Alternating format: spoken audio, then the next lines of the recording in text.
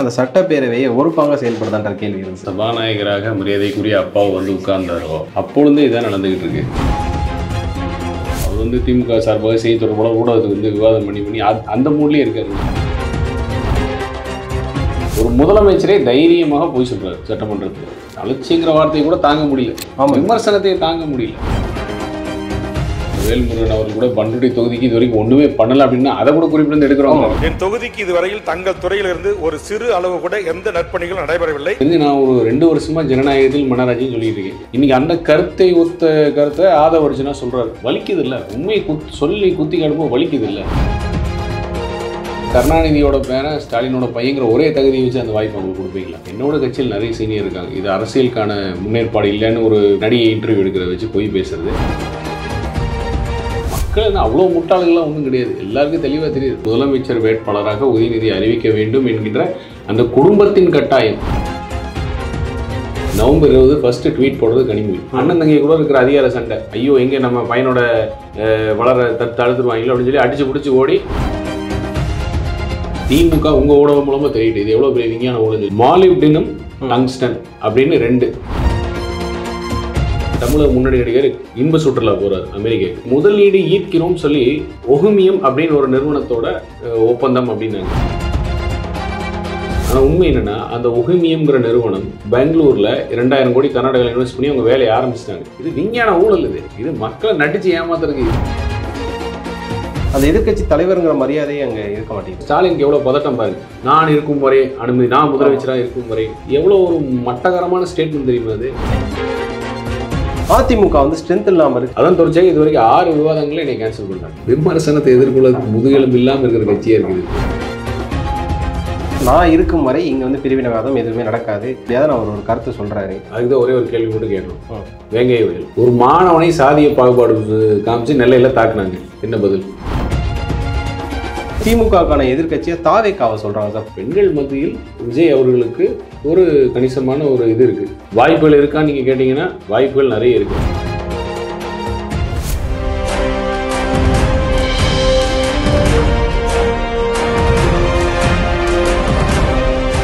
Globe 360 நேயர்களுக்கு வணக்கம். இன்றைய சிறப்பு நேர்காணலில் நம்முடன் இணைந்திருக்கிறார் அனைத்து இந்திய அண்ணா திராவிட முன்னேற்ற கழகத்தின் செய்தி தொடர்பாளர் திரு கோவை சத்யன் அவர்கள். வணக்கம் சார். வணக்கம். எப்படி இருக்கீங்க? சிறப்பாக இருக்கும் பிரதர். நீங்கள் எப்படி இருக்கீங்க? நல்லா இருக்கேன் சார். 1.5 லட்சம் உறுப்பினர்கள் சேர்ந்தமைக்கு வாழ்த்துக்கள். ரொம்ப நன்றி சார். எதிர்பார்க்கவே இல்லை இந்த வாழ்த்தை. ஆக்சுவலாக அரசியல் களத்தில் பல விஷயங்கள் இருக்குது. எனக்கு இன்றைக்கி பேசணும்னு தோன்றது சட்டப்பேரவை கூட்டத்தொடர். அதில் ஏற்றப்பட்ட தீர்மானங்கள், அதில் வைக்கப்பட்ட கோரிக்கைகள்லாம் ஒரு பக்கம் இருந்தாலும் அதுக்குள்ளே சில விஷயங்கள் தோணுது சார். என்ன அப்படின்னா, இப்போ கூடிய அந்த சட்டப்பேரவை கூட்டத்தொடர் ஒரு பாங்கா இருக்கு. சபாநாயகரே ஒரு பக்கம் இருக்காரா அப்படிங்கிற ஒரு கருத்து எழுந்திருக்கு சார். அதிமுக தரப்புலேருந்து யார் எந்திரிச்சு கேள்வி கேட்டாலும் அவங்களுக்கு கொடுக்கக்கூடிய பதில்கள் ஒரு மார்க்கிங் விதமாகவும், திமுகவில் இருக்கக்கூடிய உறுப்பினர்கள் பேசும்போது அவங்களுக்கு கொடுக்கக்கூடிய அந்த ஸ்பேசியஸையும் பார்க்கும்போதே அந்த சட்டப்பேரவையை ஒரு பாங்க செயல்படுதான்ற கேள்வி இருக்கு சார் எனக்கு. இது எப்போ ஒரு சபாநாயகராக மரியாதைக்குரிய அப்பாவை உட்கார்ந்தாரோ அப்பொழுதே இதான் நடந்துகிட்டு இருக்கு. யார் என்ன கேள்வி எதிர்கட்சியிலேருந்து கேட்டாலும் ஆளும் தரப்புலேருந்து பதில் சொல்கிறதுக்கு முன்னாடி அவரே சொல்லி முடிச்சிடுவார் பதில் எல்லாத்தையும். அவரு அந்த ஊடகத்தை அந்த நினைப்பிலேயே இருக்காரு. சரி சரி. அவர் திமுக சார்பாக செய்தி தொடர்பாக ஊடகத்துக்கு விவாதம் பண்ணி அந்த மூட்லேயே இருக்காருங்க. அதை விட்டு வெளியே வரல. நேற்று கூட என் கலவை பொதுச் செயலாளர் சொன்னார், நீங்களே பதில் சொல்லிட்டீங்க அப்புறம். இதுதான். அதனால் சட்டசபையுடைய மாண்பு அப்படிங்கிறது எவ்வளவு தரம் தாழ்ந்து போக முடியுங்கிறதுக்கு சிறந்த உதாரணம் இந்த 2021 திமுக நடத்திட்டு வரும். ஒரு முதலமைச்சரே தைரியமாக போய் சொல்றாரு சட்டமன்றத்தில். அலட்சியமாக இருந்தீங்கிற கூட குறிப்பு எடுக்கணும் அப்படிங்கிறது. அது நீங்கள் அப்படி சொல்லக்கூடாது. அலட்சியங்கிற வார்த்தையை கூட தாங்க முடியல, விமர்சனத்தை தாங்க முடியல. நீங்கள் இதை கவனிக்க தவறிவிட்டீர்கள் அப்படின்னு அதை கூட தாங்க முடியல. ஏன்னா மு.க. ஸ்டாலின் தமிழக முன்னணி நடிகர் மூட் அவுட் ஆயிடுவார் உடனே. அதுக்காக விழுந்தடிச்சு எல்லாரும் அதைத்தான் பார்க்குறாங்களே ஒழிய சொல்லுகின்ற விஷயத்தில் உண்மைத்தன்மை இருக்கா, அதை நம்ம தரவுகளோட எதிர்க்கிறோமா, பதில் சொல்கிறோமா, சொல்லுகின்ற விஷயம் மக்கள் நலன் சார்ந்த விஷயமா, அதுக்கு கஷ்டப்பட்டு ஒரு அரசியல் சாயம் பூசி. நேற்று கூட பார்த்துருக்கீங்க, துரைமுருகன் சொல்றாரு, ஆமாம் தீர்மானத்தை ஆதரிங்க, இல்லைன்னா வேதாந்தா நிறுவனத்துக்கு சப்போர்ட் பண்ணிட்டு போங்க, வேணும்னே அவரோட அரசியல் சாயம், அதாவது இயலாமையை மறைக்கிறதுக்கு அவதூறுமாங்கல்ல, அந்த மாதிரி படுமோசமாக தான் இருக்குது சட்டமன்றம். மாண்பே போச்சு. ஏன்னா சார், ஒரு பக்கம் இந்த பக்கம் அதிமுகலேருந்து கேள்விகள் கேட்கப்படும் போது இதை கேட்காதீங்க, இதை அவை குறிப்பிலேருந்து நீக்குவோம், அதுக்கப்புறம் குறுக்கிடாதீங்கன்ற பதில்கள்லாம் வருது அப்பாவு அவர்கள் இருந்து. இன்னொரு பக்கம் பார்த்தீங்கன்னா KN நேரு அவர்கள் பதில் சொல்லிட்டு இருக்கும்போது உள்ள துரைமுருகன் பேசுறாரு, உள்ள அவரோட கான்வர்சேஷன்ஸ் உள்ள வருது, அது மைக்லேயே ஆடியோவாக வருது, அவர் என்ன சொல்றாருங்கிற ஸ்டேட்மெண்ட்டே தெரியல. அப்போ இந்த ஒரு விஷயங்கள் வரும்போது அவர் அமைதியாக இருக்காருல்ல. ஏன் கூட்டணி கட்சியை சேர்ந்த வேல்முருகன் அவர்கள் கூட பண்ருட்டி தொகுதிக்கு இது வரைக்கும் ஒன்றுமே பண்ணலை அப்படின்னா அதை கூட குறிப்பிட்டு எடுக்கிறவங்க ஒன்றுமே பண்ணலாங்கிற நீங்கள் எப்படி சொல்லலாம் அப்படிங்கிறாங்க. ஒரு சட்டமன்ற உறுப்பினர் அவர் தொகுதியில் ஒன்றுமே நடக்கலைங்கிறது கூட்டணி கட்சியை பதிய வைக்கிறாரு சட்டமன்றத்தில், அதை விட மாட்டேங்கிறாங்க. ஒன்றுமேன்றதை சொல்லாதீங்க, என்ன நடக்குது அதான் சொல்கிறேன். அப்பாவு அவர்கள் கொள்கை பரப்பு செயலராக தான் இருக்காருங்க. அங்கே அவர் அவை தலைவர் நடுநிலை அப்படிங்கிறது இல்லை, கொள்கை பரப்பு செயலராக தான் இருக்காரு. இப்போ அந்த ஒரு வரிசையில் சார் இங்கே மறுபடியும் பேசும் பொருளானது என்ன அப்படின்னா, அந்த 3வது இடத்துல உதயநிதி உட்காந்துருக்காரு அப்படிங்கிற ஒரு விஷயத்தை மறுபடியும் ஒரு கான்ட்ரவர்ஷியலாக எடுத்துகிட்டு வந்தாங்க. இந்த ஒரு விஷயத்தையுமே என்ன சொல்கிறாங்கன்னா, இங்கே எதிர்கட்சியில் இருக்கிறவங்களுக்கு பேசுவதற்கு விஷயம் இல்லை, அதனால இது மாதிரியான விஷயங்கள் எடுத்துகிட்டு வராங்க அப்படின்னு சொல்கிறாங்க. 3ஆம் இருக்கையில் உதயநிதி உட்காருவது தவறான ஒரு விஷயமா சார்? இங்கே நாங்கள் சட்டப்பூர்வமாக எதிர்கட்சி துணைத் தலைவர் ஆர்பி உதயகுமார் அப்படிங்கிறவரை எவ்வளோ நாள் போராடணும், எவ்வளோ தடவை போய் சபாநாயகர் இருக்கையில் போய் கொடுத்தோம். எங்களுக்கு உட்பட்ட வரையறை, எங்கள் கட்சி அதிகாரத்துக்கு உட்பட்ட வரையறை, எங்கள் சட்டமன்ற உறுப்பினர்கள் தேர்வு செய்தது. ஓபிஎஸ்ங்கிறவர் கட்சியிலேருந்தே நீக்கியாச்சு, அவர் அடிப்படை உறுப்பினருங்கிற தகுதியிலேருந்து போயாச்சு. அதனால் எதிர்கட்சி துணைத் தலைவருங்கிறதே எங்கள் ஆர்பி உதயகுமார் நாங்கள் தேர்வு செஞ்சுருக்கோம்னு சொன்னது வேண்டுமென்றே அருகில் அமர வைத்து அதில் ஒரு அரசியல் ஆதாயம் தேடுவதற்கு 1.25 வருஷம் பண்ணாங்களே இந்த திமுக. எவ்வளோ கேவலமாக பண்ணாங்க இதெல்லாம். அப்போ எதன வரிசையில் அடிப்படையில் அவர்கள் அமர்கிறார்கள் அப்படிங்கிறதுல ஒரு கேள்விக்குறி வராமல் என்ன இருக்கும்? ஏன்னா இப்போ பேச்சு பொருள் என்ன வந்துச்சு, எனக்கு தெரிஞ்சு நான் ஒரு 2 வருஷமா ஜனநாயகத்தில் மன்னராட்சின்னு சொல்லிட்டு இருக்கேன் திமுக வந்ததுலேருந்து. இன்னைக்கு அந்த ஒத்த கருத்தை ஆதவர்ஜனா சொல்றாரு, மன்னராட்சியை ஒழிப்போம் அப்படிங்கிறாரு. வலிக்குது இல்லை, உண்மையை சொல்லி குத்தி காடும்போது வலிக்குது இல்லை? ஆமாம்.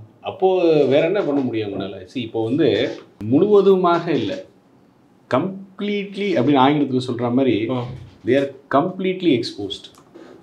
திமுக செய்த பொய் பிரச்சாரங்கள், திமுக சொல்லுகின்ற வாக்குறுதி, கொடுத்த வாக்குறுதியில் எதுவுமே மக்கள் மன்றத்தில் போய் ரீச் ஆகி எடுபடலை அப்படிங்கிறது they stand completely exposed அப்படின்னு.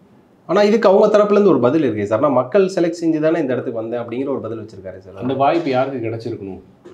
ஒருவருக்கு வாய்ப்பு பறிக்கப்பட்டு தான் அங்கே போகுது. அந்த சேப்பாக்கம் இயக்கத்துக்காக உழைத்தவர், அந்த இயக்கத்துக்காக குடும்ப நலனையும் பார்க்காம பொது நலன் முக்கியம்னு சொல்லி இயக்கத்துக்காக உழைத்தவர், அடிமட்டிலிருந்து உழைத்து வந்தவருக்கு ஒரு வாய்ப்பு இருக்கணுமா?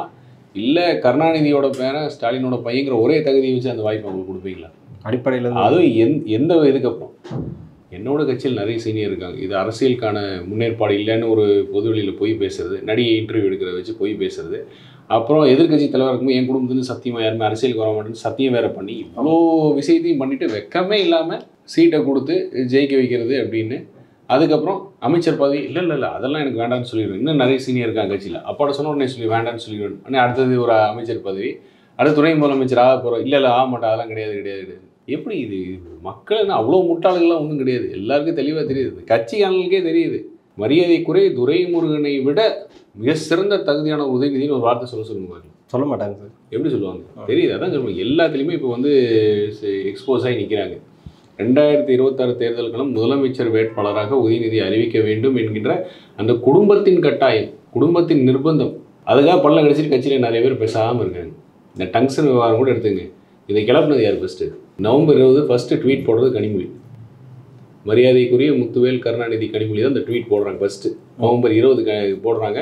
அதன் தொடர்ச்சியாக அந்த கிராம மக்கள் தன்னெழுச்சி போராட்டமாக கிராம சபை கூப்பிட்டு தீர்மானம் போடுறாங்க. உடனே அவசரமாக அந்த அமைச்சர், அந்த ஏரியா அமைச்சர் ஓடுறாராம், அந்த இடத்துக்கு போகிறாராம். எங்கள் சட்டமன்ற உறுப்பினர் போனார், என்ன பிரச்சனை என்ன இந்த மாதிரி ஐட்டாப்பட்டியில் போகிறோம். அதுக்கப்புறம் 8 நாள் கழிச்சு 28ஆம் தேதி தான் லெட்டர் எழுதுறாரு இவர். இதில் என்னென்னா, அண்ணன் தங்கை கூட இருக்கிற அதிகார சண்டை. தங்கைக்கு அந்த நல்ல பேர் போயிடக்கூடாது, இந்த பிரச்சனையை மக்கள் சார்பாக பேசின தங்கைக்கு அந்த பேர் போயிடக்கூடாதுன்னு சொல்லி அண்ணன் உடனே ஐயோ எங்கே நம்ம பையனோட வளர தடுத்துருவாங்களோ அப்படின்னு சொல்லி அடித்து பிடிச்சி ஓடி அதுக்கு அவசரமாக தீர்மானம். இது எவ்வளோ பெரிய கேவலமான நாடகம் தெரியுமா? அது நாடாளுமன்றத்தில் ஒரு சட்டம் இயற்றப்பட்டால் அந்த சட்டத்தை எதிர்த்து முறையீடு செய்யக்கூடிய இடம் இது உச்சநீதிமன்றம். கண்டிப்பாக 23 சுரங்கங்களுக்கு ஏலமிடும் முறை வழிவகைகளை நாம் கொண்டு வரணும். ஏன்னா திமுக காங்கிரஸ் கூட்டணியில் நிலக்கரி எவ்வாறு ஒதுக்கீடு செய்யப்பட்டதோ அதில் எத்தனை 1000 கோடி ஊழல் வந்துன்னு ஒரு பெரிய விஷயமா இருக்குது. இதில் வெளிப்படைத்தன்மை வேணும். யார் யாருக்கு நிலக்கரி உரிமம் கொடுக்குறோங்கிறது வெளிப்படைத்தன்மை வேணும். அதனால் அரசுக்கு வருவாய் இழப்பு இருக்கக்கூடாதுன்னு சொல்லி கொண்டு வர ஒரு தீர்மானத்தில் நாம் ஆதரவு தெரிவிக்கிறோம். ஆமாம், அந்த வெளிப்படைத்தன்மை வேணும் அப்படின்னு ஆதரவு தெரிவித்து ஓட்டு போகலாம். உடனே அதுக்கு டங்ஸ்டனுக்கு நாங்கள் ஆதரவு தெரிவிச்சதுனால தான் இப்போ இது வந்துச்சுன்னு ஒரு பொருளையை கிளப்பி என்ன கேட்குறோன்னா, 23 ஆகஸ்ட் நாங்கள் அமெண்ட்மெண்ட்டுக்கு நாடாளுமன்ற எந்த தேர்தல் பரப்புரையிலும் நீங்க எதிர்த்து ஒரு வாரத்தை பேசலையே. பேசலாம். நீங்க கனிமொழி ஒரு ஆதாரத்தோட சொல்லுங்க. இதை எதிர்த்து நான் நாடாளுமன்ற பரப்புரையில பேச ஒரு ஆதாரம் கொடுக்க சொல்லுங்க. பேசலாம். முக ஸ்டாலின் ஒரு ஆதாரம் கொடுக்க சொல்லுங்க. இல்லை எதிர்த்து உடனடியாக நாங்கள் உச்சநீதிமன்றத்தில் வழக்கு தொடுத்து சொல்லுங்க. யார் உங்களை தடுத்தா வழக்கு தொடுக்க வேண்டாம்னு? அவங்க யார் தடுத்தா? இது யார் தடுத்தா அவங்கள? எல்லா திரைக்கு பின்னாடி பின்னாடி ஒரு பெரிய விஞ்ஞான ஊழலே இருக்கு. அது சட்டமன்றத்தில் மாண்பு கருதி அண்ணன் எடப்பாடியார் அதை பற்றி பேசல. திமுக உங்க ஊடகம் மூலமா தெரியுது இது எவ்வளவு பெரிய விஞ்ஞான ஊழல் சொல்லி. ஏன்னா விஞ்ஞான உங்களுக்கு பேர் போன கம்பெனி தானே அது திமுகங்கிறது. மாலிப்டினம் டங்ஸ்டன் அப்படின்னு 2 இந்த 2 கனிமங்களையும் அனுமதி கேட்டு கடிதம் எழுதுறதா ஒரு தகவல். சரி, 3ஆம் தேதி இல்லையா? 3/10/2023 இந்த துறையோட அமைச்சர் துரைமுருகன் எழுதுறாருன்னு சொல்லி நவம்பர் 7 நிராகரிக்கப்படுகிறதுன்னு வருது. இது நடக்குதா? மாலிப்டினம் என்னும் கனிம பொருள் அது ஹைட்ரஜனோட தொடர்புடையது, டங்ஸ்டன் வேற. ஆமாம். இப்போ இன்னும் கொஞ்சம் கழிச்சு ஒரு 6 மாதம் கழிச்சு தமிழக முன்னணி நடிகர் இன்ப சுற்றுலா போறாரு அமெரிக்காவுக்கு. போனாரா? ஆமாம், உடல்நிலை சரியில்லை அப்படின்னு சொல்லி அது அந்த தரவுகள் எனக்கு தெரியாது, அதை பற்றி சொல்றது மாண்பா இருக்காது. சரிங்க. இன்ப சுற்றுலா போறாரு. சரி, இன்ப சுற்றுலா போய் முதலீடு ஈர்க்கிறோம் சொல்லி ஒஹிமியம் அப்படின்னு ஒரு நிறுவனத்தோட ஒப்பந்தம் அப்படின்னாங்க. அந்த ஒஹிமியம்ங்கிற நிறுவனம் என்னது? இந்த ஹைட்ரஜன் துறையில் இருக்குது. எவ்வளோ கோடி இன்வெஸ்ட்மெண்ட் அப்படின்னாங்க? 400 கோடி செங்கல்பட்டு அப்படின்னாங்க. ஆனால் உண்மை என்னென்னா அந்த ஒஹிமியம்ங்கிற நிறுவனம் 4 ஆண்டுகளுக்கு முன்னரே பெங்களூரில் 2000 கோடி கர்நாடகாவில் இன்வெஸ்ட் பண்ணி அவங்க வேலையை ஆரம்பிச்சிட்டாங்க. ஹைட்ரஜனுடைய தொடர்புடைய நிறுவனம். மாலிப்டினம் இவங்க கொடுக்குற கனிம வளத்துக்கும் ஹைட்ரஜனுக்கும் தொடர்பு இருக்கு. சரி, இந்த மாலிப்டினம் கனிமம் தமிழகத்தில் இருக்கு அப்படின்னு சொல்லி அதில் எத்தனை இருக்குது, எத்தனை மெட்ரிக் டன் இருக்குங்கிற அளவீடு குறிப்பு கூட அவர் வந்து தாக்கல் பண்ணியிருக்காரு. துரைமுருகன் அதை தாக்கல் பண்ணியிருக்காரு சட்டமன்றத்தில். மானிய கோரிக்கை புக்கை தாக்கல் பண்ணியிருக்காரு. சரி, அப்போ முதலீடு ஈர்க்க போனீங்களா, முதலீடு பண்ண போனீங்களான்னு வச்ச குற்ற புள்ளிகள் நினைச்சா புரியுதா? புரியுது. ஹைட்ரஜன் செல்ஸ் தயாரிக்கும் நிறுவனம் 2000 கோடி கர்நாடகா ஆல்ரெடி இன்வெஸ்ட் பண்ண நிறுவனம் எதுக்கு வந்து தமிழ்நாட்டில் 400 கோடி இன்வெஸ்ட் பண்ணணும்? அப்படி புள்ளிகள் கொஞ்சம் பின்னாடி போங்க. இந்த கனிமத்தை வந்து நாங்கள் தோண்டுவதற்கான அனுமதி வேணும்னு இவங்க கேட்கறதும், இவங்க வழக்கு போடாமல் அமைதியாக இருக்கிறதும், ஏதோ அண்டர்ஸ்டாண்டிங் நம்ம வந்து அனுமதி வாங்கிடலாம், வாங்கினா இந்த நிறுவனத்தின் மூலமாக உள்ளே வரலாம்னு இவங்க கணக்கு போடுறதும், கனிம வளங்கள் மூலம் கொள்ளையடிக்கக்கூடிய மிகப்பெரிய விஞ்ஞான திருட்ட வேலையை வந்து இன்றைக்கி வெளிப்படைய தெரிஞ்சதுனால உடனே என்ன உடனே தெரியாமல் முழிச்சு 10 மாத காலம் அந்த ஏலம் எடுக்கும் காலத்தில் சும்மா இருந்ததுக்கான காரணம் என்ன? ஏன்னா டங்ஸ்டன் ஏலம் வழங்கினா பின்னாடி அடுத்து இந்த இந்த மாலிப்டினம் சுரங்கத்துக்கு ஏலம் விடுவாங்க, அது நான் மாலை வச்சு எடுத்துக்கலாங்கிறத பேசணும். இதுதான் உண்மை. இந்த மாலிப்டினம்ங்கிறதும் டங்ஸ்டன்ங்கிறதும் டங்ஸ்டன் 10 மாதம் சும்மா இருக்கிறதுக்கான காரணம் இதை முடிச்ச உடனே அடுத்தது அதுக்கான ஏலை கேட்பாங்க. அந்த ஏலம் வரும்பொழுது ஒப்பந்த புள்ளி கோரும்பொழுது நம்ம நிறுவனத்தை வச்சு எடுக்கலாங்கிறதா இது ஒரு திட்டம். இது விஞ்ஞான ஊழல். இது மக்களை நடிச்சு ஏமாத்துறதுக்கு. இது வந்து இப்படி வேற மாதிரி போயிடுச்சுன்னா, கனிமொழி முதல்ல ட்வீட் போட்டோடனே இவருக்கு ஐயோ பையன் ஃபேமஸ் ஆகிறது பிடிக்கிட்டு போயிடும் போல் இருக்கு சொல்லி அவசரமாக கடிதம் எழுதுறா 28. சரி, ஏன் 45 நிமிஷம் தமிழர் நலனுக்காக பேசுனேன்னு வாய்க்கூசம் போய் சொன்னீங்க உட்காந்து? ஆமாம் சார், பேசினார்ல. 45 நிமிஷம் பேசுறது கேட்கலையாது? தரவுகளை வெளியிடுங்கன்னு கேட்டால் ஏன் வெளியிட மாட்டேங்கிறாங்க? ஏன் பேக் அடிக்கிறாங்க? இப்போ மின்சாரத்தை எடுத்துக்கிட்டால் அதுலேயும் இப்படிப்பட்ட ஒரு ஊழல் பிரச்சனை வந்து நிற்கிது. அதுக்கு அவங்க சொல்கிறாங்க நாங்கள் அதானிகிட்ட கரண்ட்டே வாங்கலை அப்படிங்கிற ஒரு விஷயம் சொல்கிறாங்க. இப்போ கனிம வளத்தில் பார்த்தா இங்கே இப்படி ஒரு விஷயம் இருக்குது, மணல் கொள்ளைன்னு அங்கே ஒரு விஷயம் இருக்குது. இப்போ 2026 தேர்தல் வரும்போது என்ன மாதிரியான முடிவு வரும்?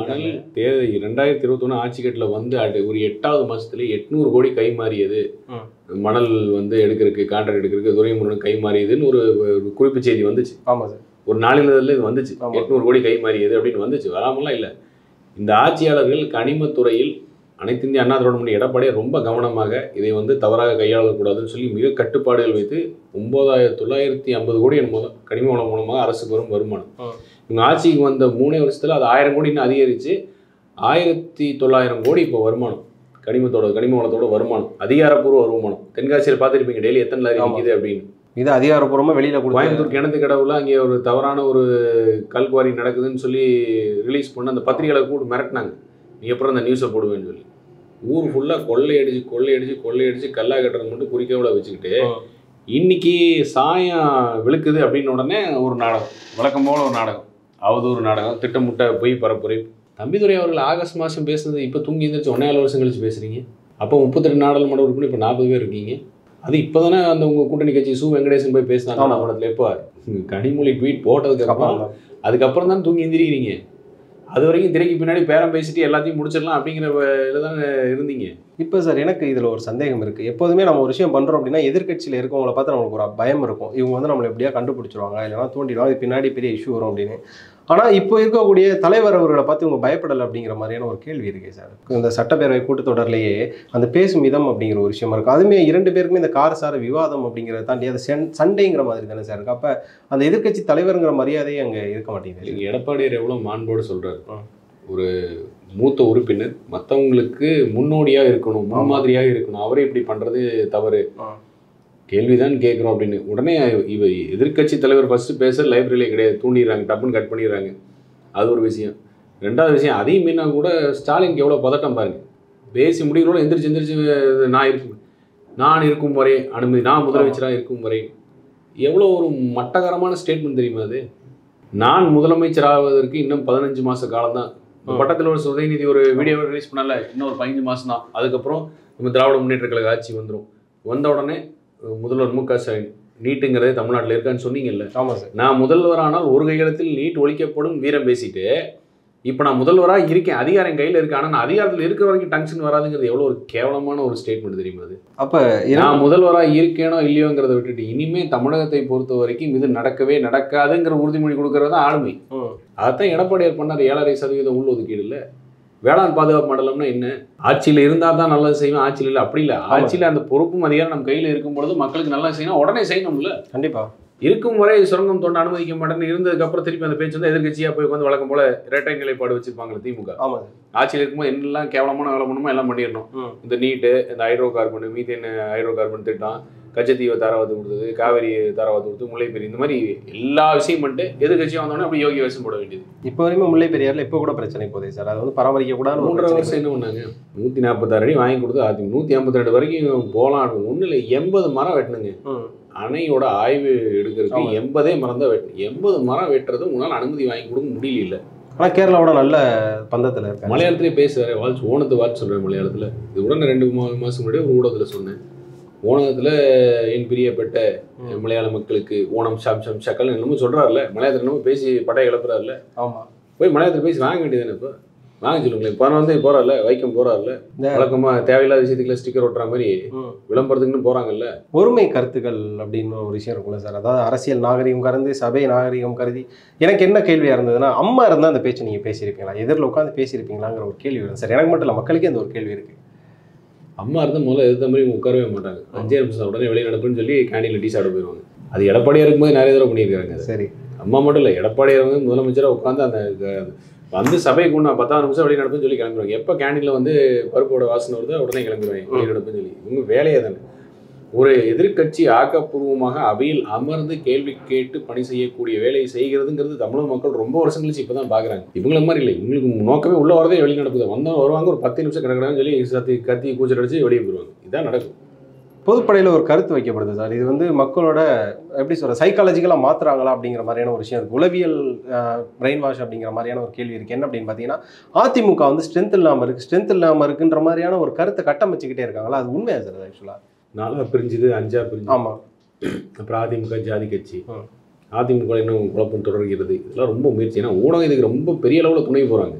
ஒன்றும் இல்லை, எனக்கு அந்த திமுக செய்தி தொடர்பாளர் ஒருவருக்கும் போன 10 நாளைக்கு முன்னாடி டிபேட்டில் ஒரு வாக்குவாதம் வந்துச்சு. ஏன்னா தேவையில்லாமல் ஒரு சாயம் பூசினார். நானும் அதே அளவில் உங்களுக்கு இந்த சாயம் பூசணும்னு சொல்லி திருப்பி எதிர்கேள்வி கேட்ட உடனே அது ஒரு விவாதமாக போச்சு. அதான் தொடர்ச்சியாக இது வரைக்கும் 6 விவாதங்களை என்னை கேன்சல் பண்ணிட்டாங்க. முன்னணி ஊடகங்களை கூப்பிட்டு, ஆமாம் நீங்கள் தான் அப்படின்னு சொல்லி, அப்புறம் திருப்பி கூப்பிட்டு, சார் நீங்கள் வந்தீங்கன்னா திமுக வரல சார், சாரி சார், கொஞ்சம் மாற்றிக்கிறோம் சார்.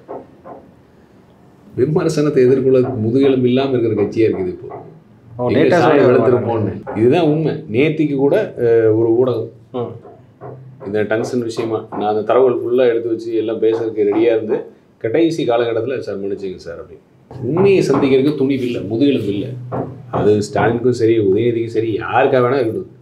இப்படி இருந்த கட்சி திமுகவில் எதிரியாக இருந்தாலும் அதற்கான களம் ஆடும்போது அதனோட வீரியம் இருக்கும்.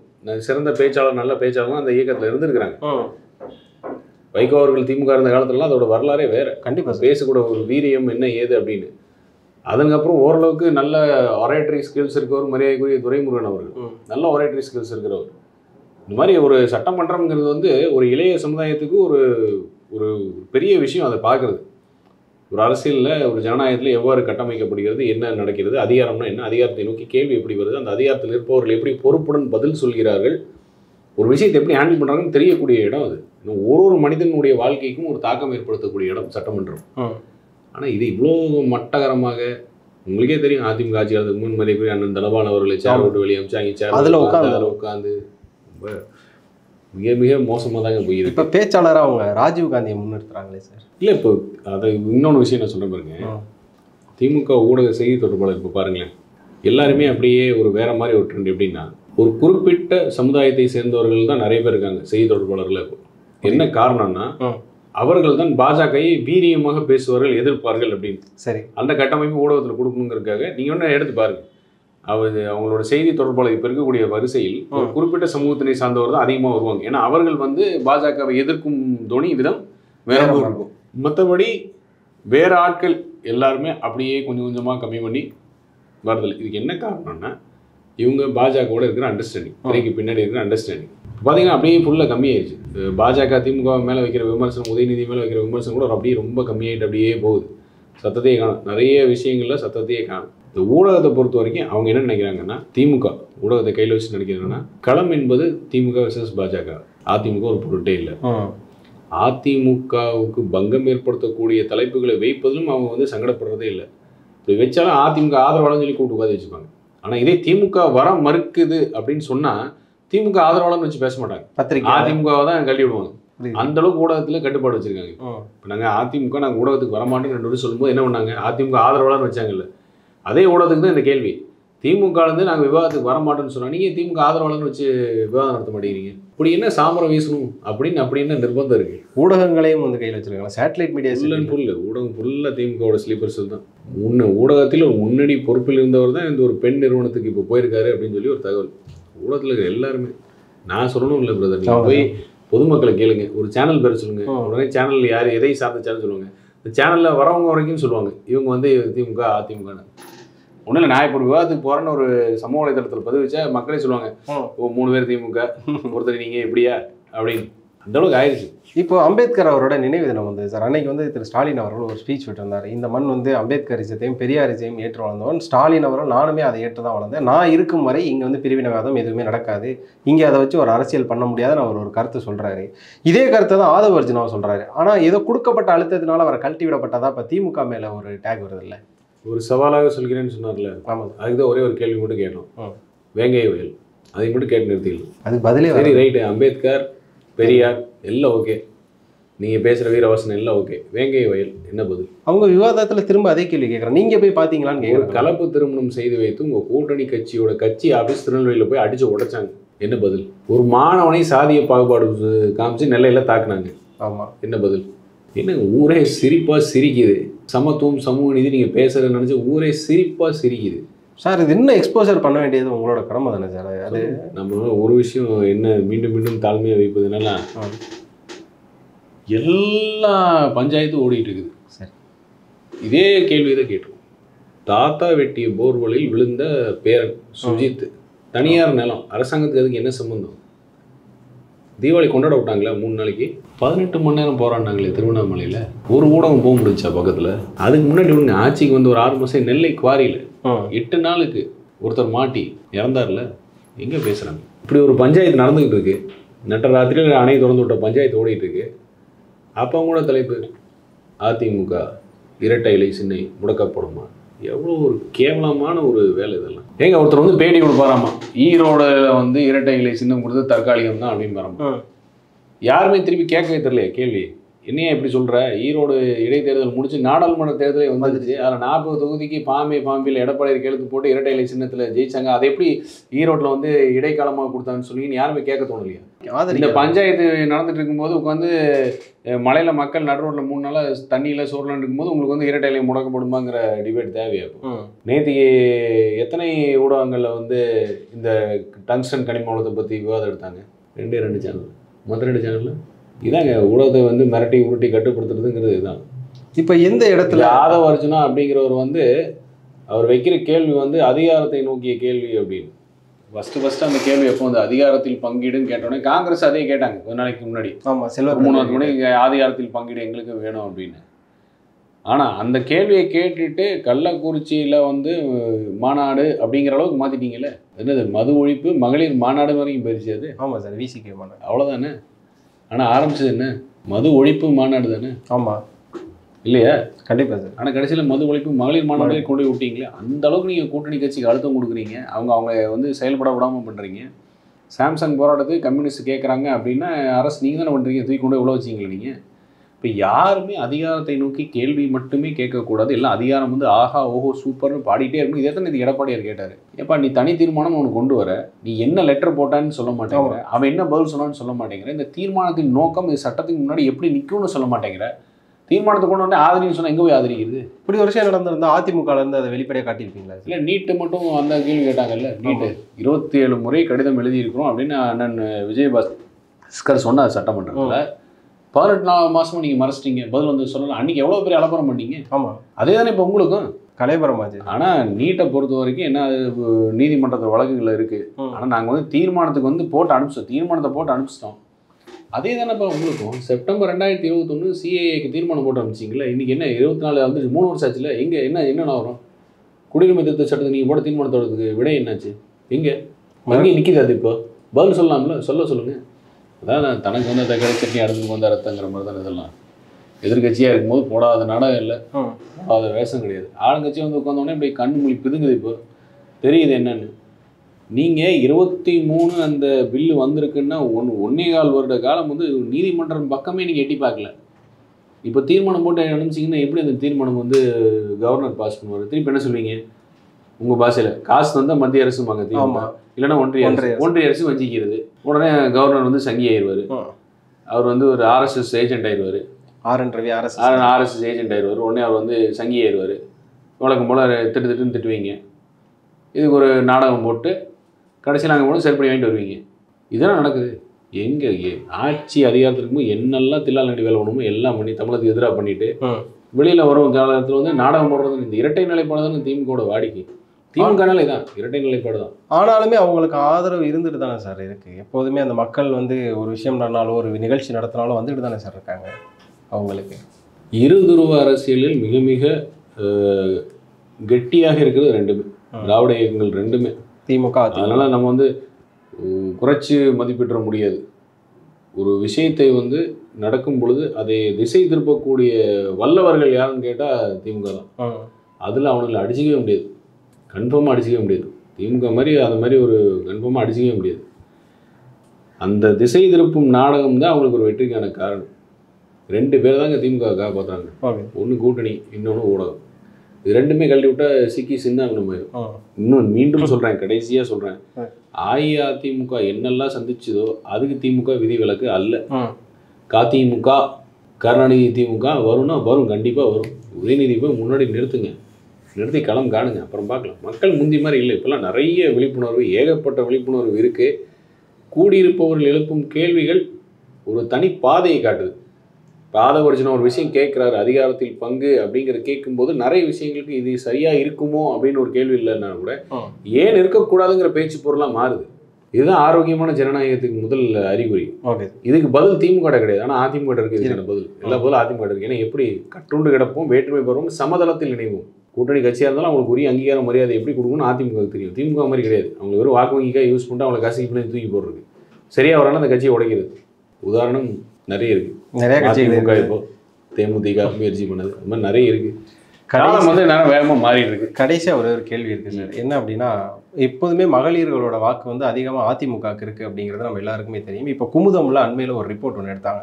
அதில் பார்க்கும்போது திமுகவுக்கான எதிர்க்கட்சியை தாவேக்காவை சொல்கிறாங்க சார். குறிப்பாக மகளிர்களோட வாக்குகள் இப்போ வந்து அதிகமாக தாவேக்காவுக்கு வந்திருக்கு. பெண்கள் எல்லாம் வந்து வாக்கு சாவடியை மாறி இருக்காங்க. அதனால வந்து திமுகவுக்கு எதிர்க்கட்சியை தாவேக்காவை சொல்கிறாங்களே சார். இது வந்து குமுதம் மட்டும் இல்லாமல் பெரும்பான்மையான ஊடகங்களையும் சமூக வலைதளங்களையுமே எதிர்க்கட்சியாக வைக்கிறாங்களே. இது வந்து நீங்களே டிஎம்கேயோட ஒரு போட்டரையை பார்க்குறீங்களா சார்? அவருக்குன்னு ஒரு ஓட் பேங்க் இருக்குங்கிறது உண்மை. சரி, அது என்ன பர்சன்டேஜ்னு எலெக்ஷன் முடிஞ்சதும் தெரியும். அந்த ஓட் பேங்க்னால மிகப்பெரிய தாக்கம் யாருக்குங்கிறது அந்த எலெக்ஷன் அனாலிசிஸ் முடிச்ச பிறகு தான் தெரியும். ஓரளவுக்கு சொல்ல முடியும். ஏன்னா எந்த ஏரியாவில் தோத்தாங்க, என்ன எது, இவர் என்ன வாக்கு வாங்கினாங்க அப்படின்னு. பெண்கள் மத்தியில் விஜய் அவர்களுக்கு ஒரு கணிசமான ஒரு இது இருக்குது, சப்போர்ட் இருக்குது, சப்போர்ட் இருக்குது. அது வாக்குகளாக மாறுமா அப்படிங்கிறது அடுத்த கேள்வி. திமுக ஃபீல்டில் போய் என்ன சொல்லுவாங்க, 1000 ரூபா பஸ்ஸு, ஓசி பஸ்ஸு, இதான் அவங்க பிரதானமாக முன்னெடுத்து வைக்கிறது. ஆனால் இது உண்மையிலேயே பயன் தரவில்லை, அவர் வந்து இன்னும் படுகொலையில் தான் தள்ளி இருக்குது அப்படின்னு எதை வச்சு சொல்லுவாங்க? பெண்களே என்ன சொல்லுவாங்க? நீ 1000 ரூபா கொடுக்குற, ஆனால் நான் வாங்குற வீட்டுக்கு வாங்குறேன்னு 130 ரூபா 170 ரூபாய் போச்சு, 210 ரூபா போச்சு, விலைவாசி இப்படி ஏறி போச்சு, எங்கே கட்டுப்படி ஆகலை எனக்கு, நீ கொடுத்ததுனால எனக்கு எந்த பயனும் இல்லைங்கிறத இப்போ பேச்சு பொருளாக மாறி வரும். உண்மை அது உண்மை நிலவரம் உண்மை அதான் சார். அதனால் தாவாக்கா வந்து இன்னும் நிறைய இருக்குது, களம் காணுவதற்கு இன்னும் நிறைய இருக்குது, இன்னும் பயணிக்க வேண்டிய தூரங்கள் நிறைய இருக்குது. இப்போதைக்கு அவர் வந்ததுக்கு மிகப்பெரிய கலக்கம் திமுகவுக்கு என்ன காரணம்னா, உதயநிதியை முன்னிறுத்தினா அடுத்து விஜயை முன்னிறுத்தும் பொழுது 2 பேருமே சினிமா துறையிலேருந்து வந்தவர். விஜய் வந்து எங்கேயோ முன்னாடி இருக்காரு. உதயநிதி இன்னமும் சினிமா துறையில் 0 தான், தானே காசு போட்டு படம் நடிச்சதோடு சரி. விஜய் அப்படி இல்லை. அதனால அந்த கம்பேரிசன் எப்படி கொண்டு போடுன்னு சொல்லி திணறாங்க. சேர்ந்து பயணிப்பீங்களா சார்? அது எடப்பாடியார் முடிவு, கட்சியுடைய பொதுச் செயலாளரின் முடிவு, மக்களின் விருப்பமா இருக்கே சார். அது இப்போ விருப்பம் தலைமைக்கும் தெரியும். அதனால தெரியும், அது தலைமைக்கு மக்களினுடைய விருப்பம் என்னங்கிறது தலைமைக்கும் தெரியும், எடப்பாடியாருக்கும் தெரியும். சரி. அதனால வாய்ப்புகள் இருக்கான்னு நீங்கள் கேட்டிங்கன்னா வாய்ப்புகள் நிறைய இருக்குது. அரசியல் இயக்கத்தில் நாம் வந்து எதையுமே இது கிடையாதுன்னு உதாசீனப்படுத்தவும் முடியாது, நடக்கும்னு உறுதியாகவும் சொல்ல முடியாது. இப்போ இருக்க திமுகவில் கூட்டணியில் இருப்பவர்கள் கூட வருவதற்கான வாய்ப்புகள் இருக்கான கண்டிப்பாக இருக்குது. அதனால் களம் வந்து அதிமுகவுக்கு சாதகமாக, கூட்டணி எதுவும் மிகவும் சாதகமாக மாறிக்கொண்டிருக்கிறது என்பது உண்மை. காத்திருந்து பார்ப்போம் சார். காலம் சொல்லுவோம். ரொம்ப நன்றி சார். வாழ்த்துக்கள்.